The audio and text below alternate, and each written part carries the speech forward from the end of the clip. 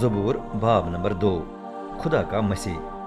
अक़वाम क्यों तेश में आ गई हैं, उम्मतें क्यों बेकार साजिशें कर रही हैं। दुनिया के बादशाह उठ खड़े हुए, हुक्मरान रब और उसके मसीह के खिलाफ जमा हो गए हैं। वो कहते हैं, आओ हम उनकी जंजीरों को तोड़कर आज़ाद हो जाएं, उनके रस्सों को दूर तक फेंक दें। लेकिन जो आसमान पर तक निशीन है वो हंसता है, रब उनका मजाक उड़ाता है।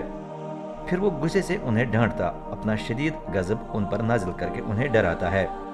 वो फरमाता है, मैंने खुद अपने बादशाह को अपने मुकद्दस पहाड़ सयोन पर मुकर्रर किया है। आओ मैं रब का फरमान सुनाऊं। उसने मुझसे कहा, तू मेरा बेटा है, आज मैं तेरा बाप बन गया हूँ। मुझसे मांग तो मैं तुझे मीरास में तमाम अक़वाम अता करूँगा, दुनिया की इंतहा तक सब कुछ बख्श दूंगा।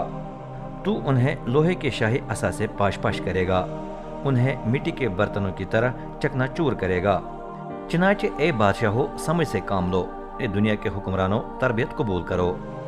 खौफ करते हुए रब की खिदमत करो, लरजते हुए खुशी मनाओ। बेटे को बोसा दो, ऐसा न हो कि वो गुस्से हो जाए और तुम रास्ते में ही हलाक हो जाओ, क्योंकि वो एकदम तेश में आ जाता है। मुबारक हैं वो सब जो उसमें पना लेते हैं।